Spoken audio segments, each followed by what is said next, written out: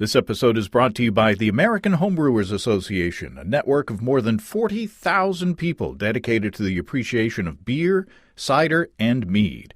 Join the AHA for just $3.99 a month at homebrewersassociation.org. That's homebrewersassociation.org.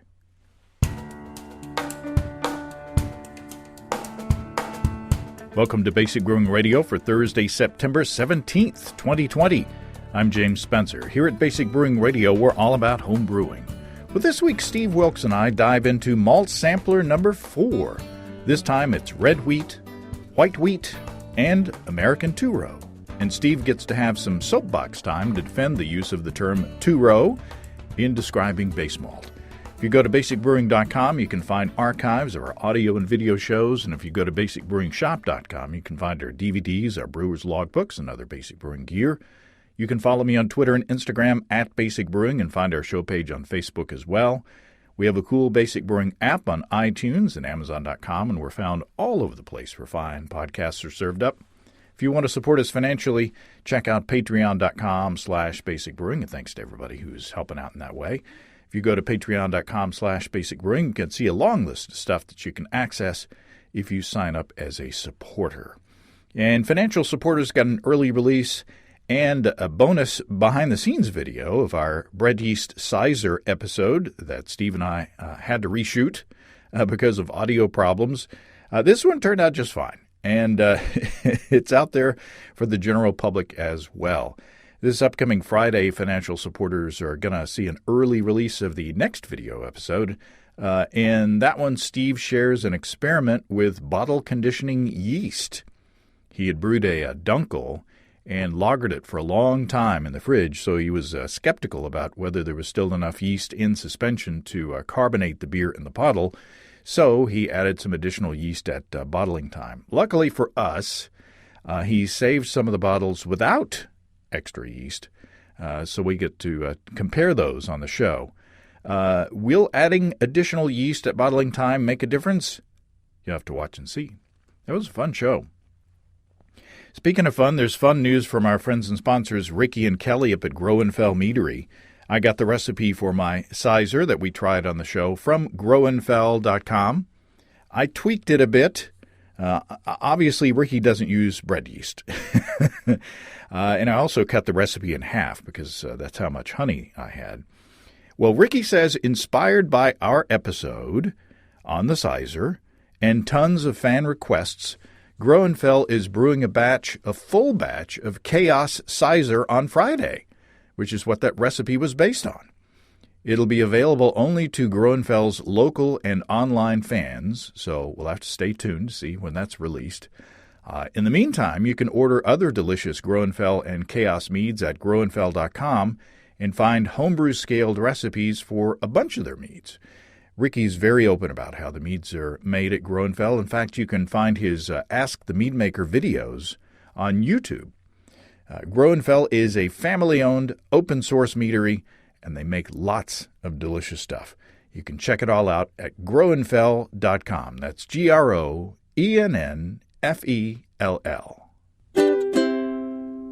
Let's take a quick look into the mailbag. Jeremy from Mount Arlington, New Jersey, wrote after hearing Chris Colby talk about how to make hard seltzer here on the show. Jeremy says, I really did not expect to learn so much from this episode. Thanks. Well done to you and to Chris for his research into a topic that results in a product he doesn't care for. Jeremy says, I was eager to tune into this episode specifically to get ideas for flavorings, brands of extract, juice, peel, dose rates, etc., and was disappointed you didn't cover flavorings at all.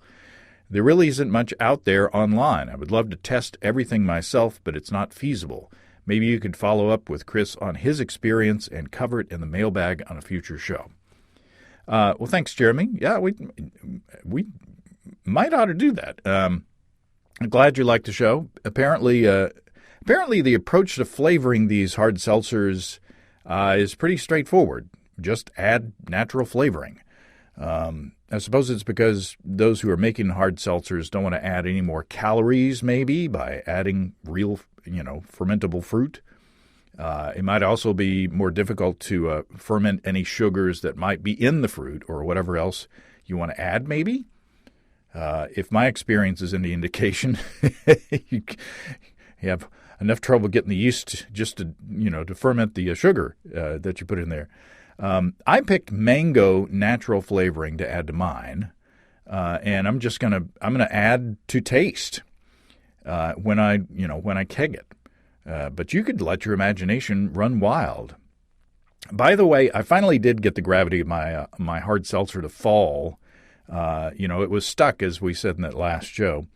I added more yeast and a yeast energizer, which apparently had the food that the yeast needed to get the job done. So I went from 1035 to 1003, which is not what I was shooting for. But after a month in the fermenter, Susan and I tasted it, and it tasted pretty good. So I'm calling it done. I'm cold crashing the fermenter in the kegerator now, and I'll add the flavoring in the keg, like I said, to taste. If I were bottling, I'd try to get it all the way down under 1.0 specific gravity. But in the keg, in the refrigerator, I think it's going to be fine. Hey, if you're looking for natural flavorings for your hard seltzer or beer or mead or wine, check out our friends and sponsors Desiree and Dave at highgravitybrew.com. I searched for flavoring, the word flavoring, on highgravitybrew.com, and up popped a whole fruit stand's worth of stuff. Banana, blackberry, blueberry, cherry, coconut, habanero, jalapeno, maple.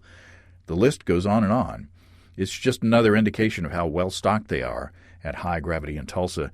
And you can find those flavorings along with grains, hops, yeast, everything you need to brew delicious beer at the Build Your Own Beer page on highgravitybrew.com. It's all on one page, and it's just amazing the amount of stuff that they have. And as you add items, your total is visible the whole time at the bottom of the window.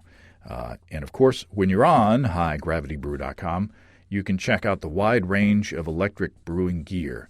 Both High Gravity's Warthog brand and other manufacturers, too. From 5 gallons to 2 barrels, highgravitybrew.com will take the pain out of propane with excellent electric gear. If you use the code EBC75BB, you can save $75 off your electric brewing purchase. That's at family-owned and operated highgravitybrew.com. Okay, it's always fun to get together with Steve. This week, it's Malt Sampler number 4. Steve Wilkes, welcome back to Basic Brewing Radio. Thanks, James. Glad to be back. We just recorded 2 video episodes of Basic Brewing Video. Hopefully everything worked all right, technically. One can only hope. When we record in person, I don't have any problems, getting your audio. But Well, I'm still looking for that file. It's going to show up one of these days. It's cached somewhere. Somewhere. Oh, well. It all worked out. And we have another excuse to get together. So there you go. There you go. This is Malt Sampler number 4, believe it or not. Wow. Yeah. And we're comparing two-row white wheat and red wheat. And I guess I should talk about the procedure here. These are all grain batches of beer. There are 3 quarts or a 6-pack. So what I do is I start with 2 pounds or 900 grams of each base malt.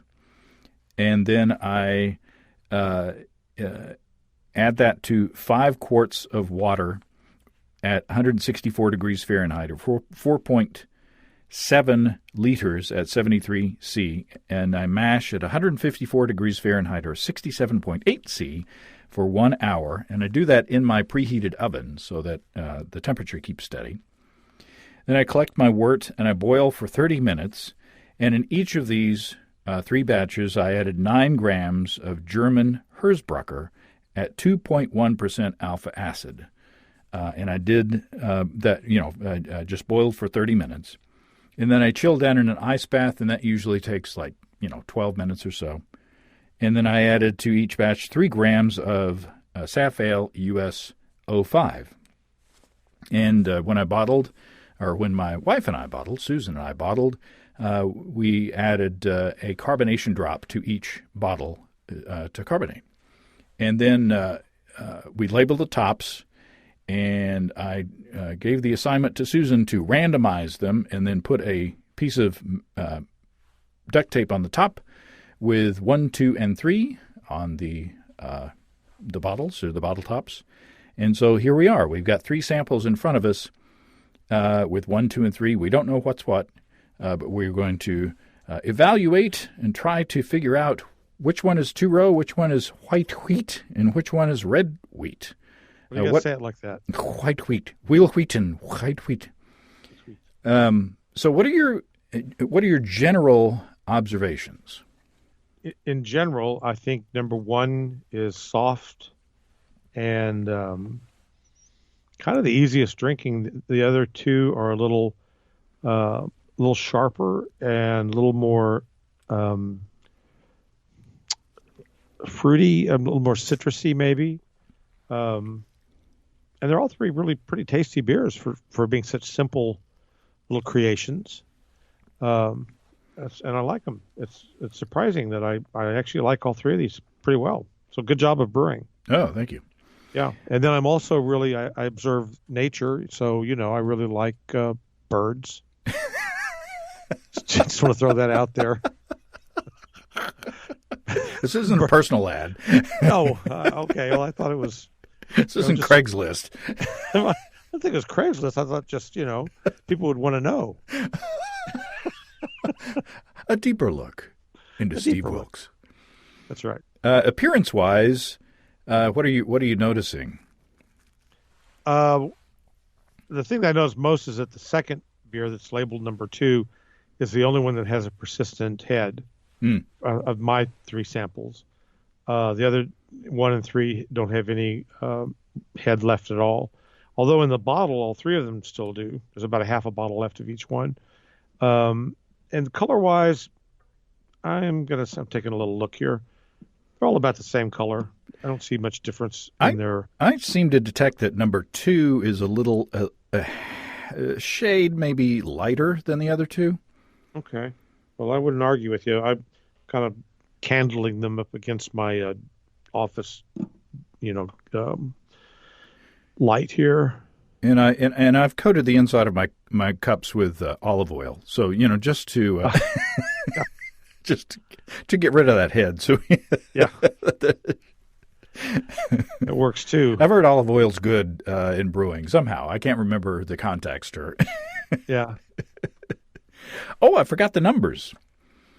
The 2-row started out at 1053, ended at that was pre-boil gravity. The 2-row started out at 1072 and ended at 1010 for an ABV of 8.3%. Woohoo!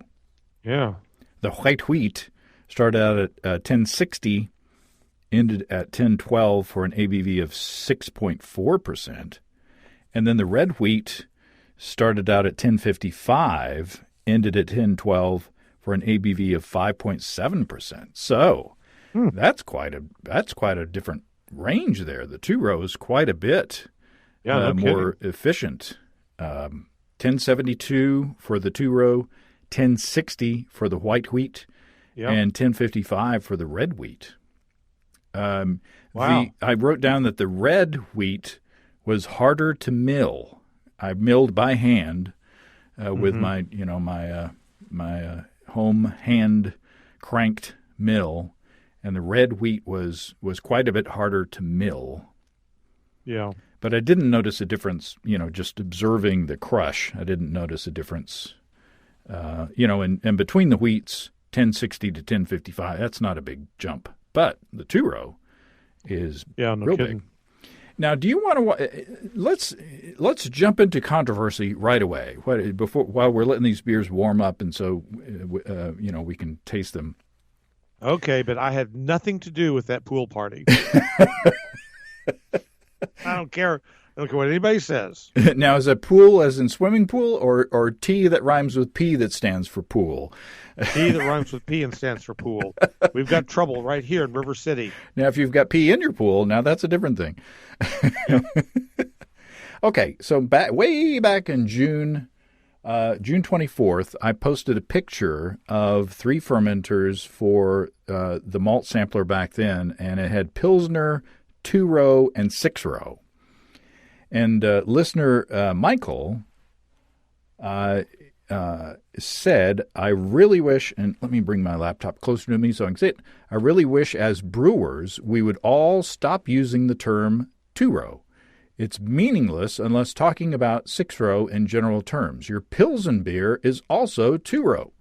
I know you're just taking notes on the fermenters, but when you review the beers for the show, I hope you indicate what the 2-row actually is. Pale malt, pale ale malt, etc., etc. Munich is another pet peeve. Once Michael gets up on the soapbox, he's up there. There are widely different colored Munich malts out there, so we need to be specific sometimes. Newer brewers get confused easily by some of this stuff we take for granted. Carry on. Love your stuff. Been a long-time follower, listener. So if you want to write a critical note, following it up at the end with "love you guys," you're great. Then that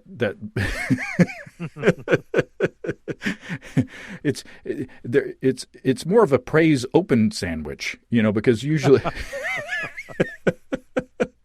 Usually when a praise or a critique sandwich, you praise, you do the critique, and then you do more praise at the bottom. He just did the critique, and then so it's like an open face sandwich. So what do you think? I mean, is the term, you're a homebrew store owner at stevesbrewshop.com. Is the term, the sort of generic term 2-row, still useful today? Yes. Okay. Well, thank you very much. All right. Now we move on. We're going to move on. No, but what I can see Michael's point where, there's all kinds of different kinds of 2-row. If you are writing a recipe, or if you're going to the homebrew shop and you see a bin and it's called 2-row, why shouldn't it be more specific? Well, I think that if you're writing a recipe, and you should indicate as specific as you can. So, for instance, but 2-row is just I don't know how to address Michael. Everybody that comes into it, that's just a jargon that everybody uses, and 2-row is, whether it's from Briess or from Raw or Great Western or Patagonia, everybody has a malt that they call 2-row. Now, he's right that the 2-row from Briess is going to be different than 2-row from Raw. How they malt that barley will be different. And so if you're writing a recipe that's very specific, it's extremely specific, then yeah, you'd want to say, Briess actually calls theirs brewer's malt. So, for instance, when I opened this store, when I took it over from Andy and I relabeled everything, and I was re-signing and marketing the store, or merchandising the store, I changed the label to brewer's malt. Nobody knew what it was. And the customers were like, well, where's the 2-row? Because everybody has an idea of what 2-row is. And if I went to a different homebrew store somewhere, maybe I'd go to the Brew Hut, out in West, and are they in Aurora? Are they the guys in Aurora, or are they the Brew Nut? I can't remember. Well, there's the Beer Nut, which is in Salt Lake City. That's right. And then the Brew Hut, which is in Aurora. Okay, so there's two great homebrew shops. And we love them both. We love them both. But if I go there, and they're going to sell different products than I sell, maybe, but they're going to have a bin labeled 2-row, and I know that that's going to be a kind of a generic, relatively neutral. They're going to have relatively the same characteristics, and so if I want to brew just a straight ahead American pale ale with a simple base malt, that's the malt I'm going to go for. Even though it might not be exactly what I'm used to. In terms of homebrewers, if you live in Fayetteville and you do business with me, you're going to get Briess 2-row, and it won't be very long, maybe like your first batch, when you realize that that's the two-row that you're going to get if you get it from me. I'm not going to carry 15 different kinds of two-row base malt. It is true, though, that Maris Otter's two-row base malt, it happens to be English. I carry Golden Promise. I carry Brice Pale, Brice two-row, and Maris Otter. Those are all two-row malts, and so's Pilsner. He's right about that. But everybody has an understanding of what that means. Every monster has a generic two-row, maybe. Yeah. So I don't think it's that big a deal. I mean, I understand where he's going for. If I owned a commercial brewery and I needed to brew the exact same beer every single time, otherwise my customers are going to taste the difference, and you don't want them to taste the difference. You want them to taste the same beer every single time, and that was important to me. Then yeah, where I get my malt from, it's going to be important. It's going to be important that it's the same one. But and that's actually I'm the same way as far as how I buy grain for my customers. I want them to have the same malt, pretty much every time they come in. If they come in on this week and they get Brice two-row, they come in a month later and it's a different company, and a month later it's a different company. Their beers won't be consistent, and they'll be like, how come I brewed it 3 months ago and it came out to taste like X, and I brewed it this month and it came out tasting like Y? Well, it's because I've switched all the grains up on you, even though we called it two-row. So there is value in knowing where the grain comes from, but there's also value in just using the shorthand. Now, on the Munich discussion, he's right. Yeah. There are a million kinds of Munichs out there, and just knowing the Lovabond range is helpful, and knowing the malt house that it comes from is helpful. But again, if you're a home brewer and you do business with the same person and you have a relationship with the same store over and over again, like if you do business with me, it's going to be Brice, and Brice sells a 10 Lovabond Munich, and they sell a 20 Lovabond Munich, which it's an aromatic Munich malt. But he is right. There are lots of different Munich malts out there by different malt houses, and you should just dial into the ones plural that your homebrew shop carries and that you're happy with, and go from there. And your homebrew shop can give you specifics if you if you really want to know what's in the two-row bin. Absolutely. They can tell you. Yeah, I mean, it's just it's important if you need it to be. Otherwise, it's not important. That's my opinion. Well, there you go. Otherwise, two-row is two-row, unless you need it to be a specific brand and malt house. Brice actually sells 2 or 3 kinds of two-row. They sell something they call full pint brewer's malt, which is actually a discrete. It's grown in specific fields and a specific variety of barley, and it's like it's a one variety malt, where the regular two-row can be several varieties. And I hope I'm not butchering this, but it's the idea of the difference between a single malt Scotch and a blended Scotch. Oh, that's interesting. Yeah, so you can, it is interesting to see all the different things, all the different varieties that you can get, and still call it two-row. He's right about that. But as long as you know what you're getting, that's okay.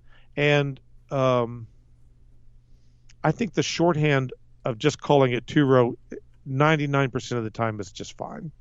Okay. So that's my opinion. And, it's free and worth every penny, as we say. Well, so there you go. Okay. Well, I've been since June 24th or whenever I posted that, I've been wanting to address that, but I didn't want to do it without you because I knew that you would know more. You would have more than just a knee-jerk reaction to the question. Well, at least I deal with it. And if your homebrew shop, if they've got a website, they probably got the specs of that malt on their website. I do for all of mine. And if they don't, at least if you know where the malt is coming from, say it's Patagonia, you can go to Patagonia's website and get the spec sheets for it. If that's important to you. For a lot of brewers, they don't care. I mean, if it's good malt and it tastes good to you, then and that's all you care about, then don't worry about it. But if you're the kind of brewer that wants to know all the specifics and really get into the details and the nitty gritty of it, then you can do that. So there you go. There you go. All right, we got 3 beers in. Okay, sorry. now that we've gone through the mailbag. Yeah. No, but I think that was a good conversation. Let's take a quick break from sampling to hear a word from our friends and sponsors at Imperial Organic Yeast. Casey at Imperial has great news for cider fans. Imperial's seasonal A40 Bubbles is back. A40 Bubbles is a traditional English cider strain for fruit-based fermentations. The clean profile of bubbles, especially when used at the lower end of the temperature range, allows the nuances of the fruit to be prominent in the finished bubbly beverage. And it's 100% gluten-free. You know we love Imperial Organic Yeast. With a pitch rate of 200 billion cells in each of those easy-to-open packages, my stir plate is dusty because I don't make starters for moderate gravity 5-gallon batches anymore. Ask your local homebrew store for Imperial Organic Yeast and the seasonal for ciders and fruit beers or fruit drinks, A40 Bubbles from imperialyeast.com. Beer number 1. Beer number 1. And I got to say that I'm having trouble between the 3 of these. It's tough. This is going to be really hard. This German Herzbrucker just boiled for 30 minutes, 9 grams in each of these 6-packs, basically. It's super there's a lot of – it's like candy. I mean, the hop character of this is really fruity, and it's not just in one batch. It's across all 3. It's just like, wow, this is really kind of almost sweet. But there's a candy. Each one of these are really good beers. Yeah, but there's a candy character to this that is really nice, and it may be impairing my. I'm going to blame that for my ability not to tell between the 3 the grains. So what's your take on number 1? I like number 1 quite a lot. I like how soft the grain bill is in it. It's just I think it's the most crushable of the 3 for me. I could just kill about 3 of those real quick after mowing the lawn or watching a ball game or something. I really like the just how it's a really good lawnmower beer. Before you mentioned the gravity of these beers, I was pretty much convinced this was 2-row, and I'm not really making that guess just yet. But after you told me what the strength of these 3 beers are, now I'm not sure. But it's just such a soft, easy drinking beer. And you're right, the candy-like character of the Herzbrucker really comes out. But I think it comes out more on the other 2 beers. This one, I think it's a little bit more subdued, but I really like it. I like this beer very much. Yeah, it's good. I took a sample of one of these beers just to check the carbonation a couple of weeks ago. I refrigerated it and then poured it, and Susan and I were watching TV, and I took a couple of sips of the beer and was like, okay, it's coming along. It's carbonated. There's nothing wrong with it. And she said, "What's that?" And I handed it to her, and I didn't get it back.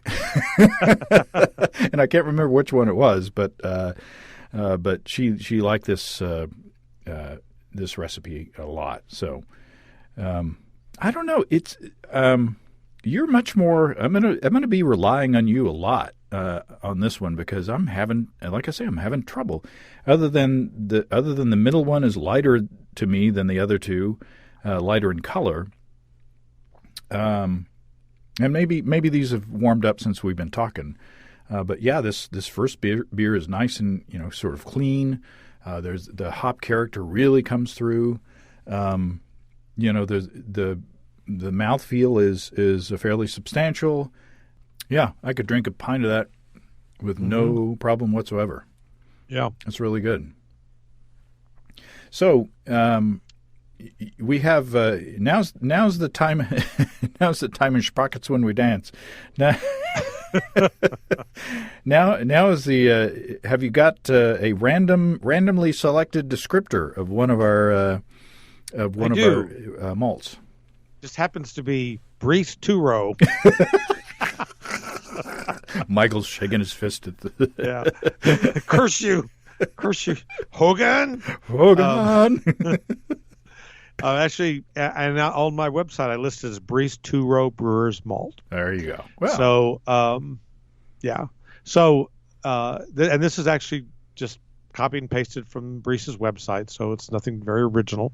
They call it, the malt style is, it's a base malt. Flavor is said to be clean, sweet, mild, malty. The color contributes a light straw color, which I would agree. And then they say that it gives a smoother, less grainy flavor, a basic malt for all beer and ale styles. Typical color is 1.8 Lovibond, and they describe it as mild and malty, and I would agree with all of that. So fairly generic. Yeah, fairly generic. Just I think of it as kind of a neutral palette that you can paint on with specialty malts if you choose. Yeah. And I used to kind of stay away from this, even as a home brewer, not as somebody that owns a brew shop, but for my own brewing, I would kind of poo-poo Two-Row. I'd be like, oh, I can't brew without Maris Otter or something like that. But I've gotten to where I really like Two-Row because it's kind of nice and easy. It doesn't get in the way in a way. Yeah. And I like it a lot. And it's economical to boot. So, it's a nice malt, and that's beer number one. Well, we don't know that. Well, we don't know that it's our number one. Yeah. It's number one in our hit parade of the readings. So we're still randomizing here. So yes, we're still randomizing. Okay, beer number two. Beer number two, which still has a head. Mine does. Huh.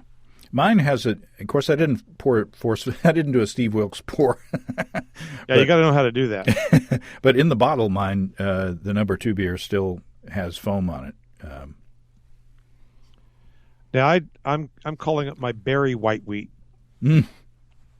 It's more soulful than my regular white wheat.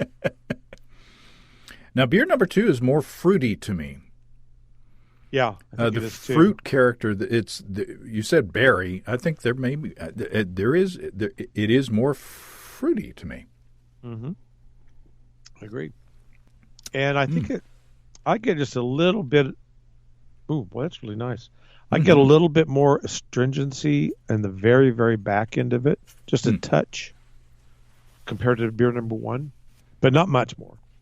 I also get a little bit more citrus. I also think I get a little bit more breadiness out of the malt. I think it's a little bit more bready, so you can kind of guess where I'm going. There is a lingering. I don't know if I'd go so far as to say astringency, but there is a lingering citrusy kind of leaning toward acidity. But it's right. Maybe the malt is cleaner. The malt character is cleaner. Therefore, those fruity hop characters come through. I'd take that. Yeah, it's not astringent, like it's been over sparged. Right. Yeah. And I have to say that thanks to Brew in a Bag, we are able to do 100% wheat beers. Yeah. Which was a revelation, several years ago in talking to Stan Hieronymus, which I need to do again. I haven't talked to Stan for a long time. I always loved talking to Stan. But I said, of course you can't brew a 100% wheat beer. And he said, well, yeah, you can. There's enough diastatic power in the wheat to convert. It's just the gloppiness of the process, because wheat gets sticky. So using Brew in a Bag, you can do 100% wheat because you're not worried about the mash tun getting stuck. Right. So, yeah, I get more. The hop character is almost a little more perfumey than the first one. Mm-hmm. It is. Oh, yeah. I just went back to the first one. And the first one is definitely heavier feeling. Yep. More substantial. Yep. And remember the finishing gravity of these beers, 10-10 for the 2-row and then 10-12 for both wheats. So they're pretty close on the finishing gravity side of things. Very nice. Yeah. Okay. Are you ready for randomly selected descriptor number 2? I am. Randomly what was it? Randomly selected descriptor number 2. Number 2. Briess white wheat malt. Now you don't use the H when you say wheat. Wheat. No. There's hair in your pie. How's your book coming, bro?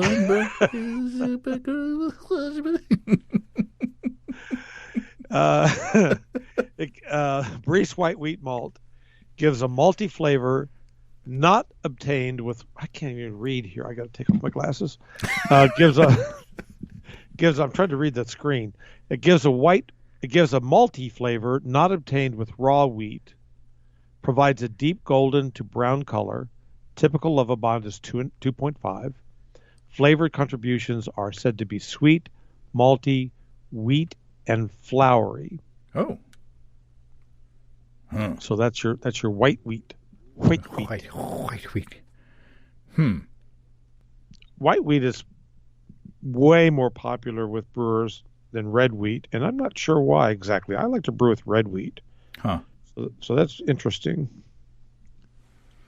Beer number 3. Beer number 3. It's a winner. Oh. When the beers were cold, I was having trouble, going between all 3. But this one, I think, is the most complex from the malt. You still have the kind of candy hop character, but then there's the malt is there's a little something extra, little something. There's a little something, something extra in there. Oh, that may as these have warmed up, they've gotten better. Yeah, I agree. This may be my favorite. Yeah, they've really changed. No, but you've got the candiness of the hops, but then again there's this substantial mouthfeel. Your turn, Steve. I don't know. Well, are you Peter Frampton? Do you feel the way that I do about this beer? I don't think it's my favorite. I've got a different beer as my favorite, but it's very good. It's a little. I feel like I know which one it is. I don't even know what to say about it. It's really nice. God, I feel terrible. I have nothing to say. Let me read to you about red wheat. Yeah, under our third randomly selected descriptor. No, it tastes it tastes a little bit. It's very fruity. I think it's definitely one of the wheat beers, though I don't know which one. But I definitely get this a very wheatiness from it, kind of a floweriness from it, and it's got a nice that Herzberger just comes right on through. It doesn't taste much different from number 2, and then all 3 of them have the same hop character. Although number 1's hop character is different from 2 and 3. 2 and 3 are very, very similar beers. So yeah, number 1. When I sip it after sipping the other 2, I'm just like, wow, that's a bigger beer. Yeah, for sure. I think it's a bigger beer. Yeah. So Briess red wheat malt. Briess red wheat malt imparts creamy, sweet, malty, wheat flour flavors to your beer. Phew, say that 3 times fast. Yeah. Use as part or all of base malt in wheat beers. Runs efficiently through the brew house with slightly higher protein than white wheat malt. Often used in Hefeweizens and other traditional wheat styles due to its distinctive characteristic wheat flour flavor. Improve, improve, improves head and foam retention in any beer style. That's it. Huh. So yeah, and that I use red wheat a lot personally, and it does it has that's exactly how I think of it. It's just got higher protein, and so I don't know, it's just really bready, and I really like it for that reason. Now, is there any info on the comparison of the Lovabond numbers between the white and the red? No, you know what? I don't. There isn't. I'm sorry. At least not on my website anyway. Fire your web developer. Oh, that's you. Yeah. I'm sure it's somewhere around 2, though. It's got to be. Well, I got to think that the color doesn't come from kilning. Right. It comes. Of course, I have nothing to base that on, but I've thought that the color comes from the variety of the wheat rather than the color or than the kilning. But I don't know. All right. Okay. Well, let's see. I did look up the actual. That's one thing that I should also mention. If you go to, so I carry mostly Briess malts, right? And I on some of these I have the actual spec sheets, like the real spec sheets. Some of them I don't. But if you go to Briess's website, to their actual website, you can look up the actual real technical sheets on all their products. It's easy to do. It takes about 30 seconds. 130 seconds. That would be a half a minute. And 1 unit of 30 seconds. Yeah, exactly. And so I didn't happen to have it on the red wheat, but the color is 2.3 Lovabond. So I was pretty close. I said it was 2. Yeah. And anyway, if you're just curious about it, die stack power is 180, by the way, and that's about all that we didn't already know. But if you're curious to see a little more in depth or some more technical information on it, generally the Malt House will have that available for you if it's not available on the Homebrew Shop's website. I try to get as much of that as I can, though I don't have all of it for every single product, because otherwise I would do nothing else but do the website. Yeah, and people need the orders. Yeah, that's right.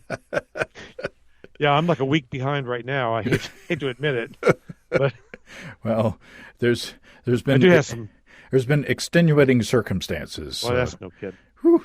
Anyway.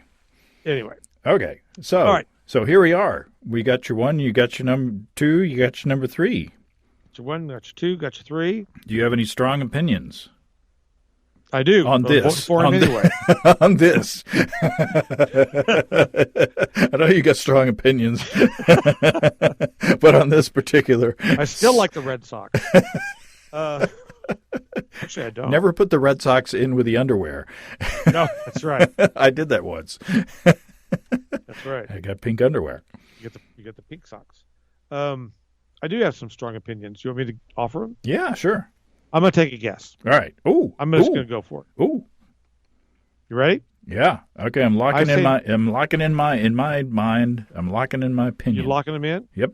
I say number 1 is regular 2-row, Briess 2-row. I say number 2 is white wheat. I say number 3 is red wheat. Damn. That's what I got. Really? Seriously. Well, we'll either hang together or we'll found a new country. That's what I had. That's literally what I had. Okay, number 1. Okay, number About 1's to white wheat. Peel. What? Dad gummit? Huh. Number 2 is 2-row. Oh, well, okay. In hindsight, that makes sense. Well, it does, yeah. Huh. And I wondered about that a little bit.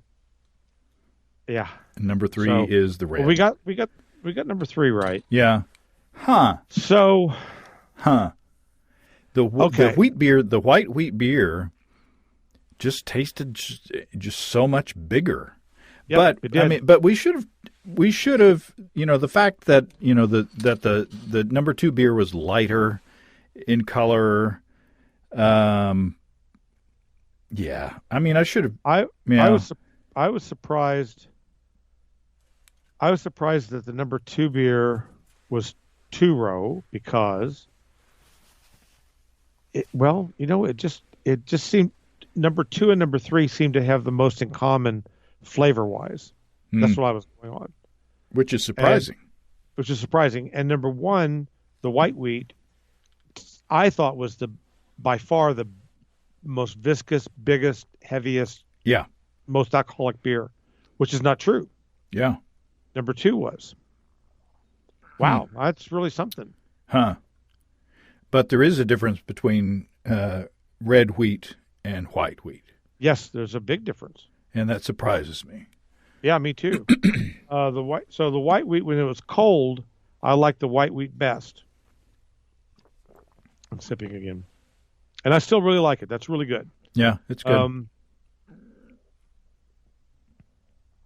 I think the red wheat, now that they've warmed a little bit, they're about luke cold. They're not lukewarm. They're luke cold. I liked his first film. Luke Cold. He's a great Western actor. What we got here is a failure to communicate. That's right. Is that a reference that has anything to do with the name Luke? Is Cool Hand Luke? Was that Cool Hand Luke? Yeah. Okay. Well, phew. Sure. And then the one that's 2-row, that just blows me away. So it shows you how much I know, which is not much. Well, the 2-row. But now I get it. Now that we know, I get it. The 2-row brought less to the party. Yep. As far as malt character. The other 2 were more interesting. Mm-hmm. I still like the red better. I like the red. The red's my favorite now that it warmed up a little bit. When it was cold, when all 3 were really cold, I liked the white wheat the best. But I thought I was drinking 2-row. I thought I was drinking 8.5% 2-row. But now that they've all warmed and they're kind of, blossoming, I like the red wheat beer the best. Mm-hmm. It's really good. Although they're all good beers, but none of them are stinkers. But I really would like to drink more of the red one, just as it is. Yeah. Really good. Well, this was fun. You've got another set there. I always give you duplicates. So I know. So now you know. My diet really good. Yeah, nobody ever gives you any beer. Yeah, no, I never get any. Oh Lord. I've got a customer who gives me these wonderful sour beers that he brews. Ooh. Oh my gosh, and he's really good at it. And he just laid a 100% Brett beer on me that's a couple years old. I'm saving it for a special occasion, but which could be like Tuesday. Yeah. Oh, it is Tuesday. Yeah. Well, right. I hope you'll if you're planning any socially distant special occasion drinking events. Actually, I am saving it for when we can get together. That's very true. Well, bless your heart. Bless your heart. You have a fine, steady hand. There'll be a free gift card in the mail to anybody that gets that reference. $10 gift card. I'm serious. Checks will not be honored. Checks will not be honored. Oh, God. Well, it's been fun. Yeah. Thank you, sir. This is, boy, I don't want to say what time of day it is, but I've got to make supper now, so. Me too. That'll be a hint. Yeah. All right. Oh, boy. This has been another educating experiment. It really has. Experience. I have actually learned today. I've really learned quite a lot. Yeah. And, from our other shows and then this one, I really have. I mean, these are good shows. I mean, maybe nobody else is getting anything out of this, but I should. All right, Steve. All right. Right if you get work. Hang by your thumbs. Cheers. Thanks again to Steve of stevesbrewshop.com. Now we have to figure out what the next hop sampler will be. If you have suggestions or brewing questions, or just want to say howdy, write to james@basicbrewing.com or just fill out the contact form on basicbrewing.com. And please don't forget to tell us where you're from. Check out our mobile-friendly shop at basicbrewingshop.com. Thanks to everybody supporting us through our Patreon page. Special goodies coming your way. Check that out at patreon.com/basicbrewing. So until next time, till then, thanks for listening, everybody. I'm James Spencer. Production help for Basic Brewing Radio and our website is brought by Kelly Dodson. Basic Brewing Radio is a production of Active Voicing. We'll talk to you next time, everybody. In the meantime, stay well and stay tuned. So long. Hair trigger. Hair trigger. What do people in Germany call Roy Rogers' horse?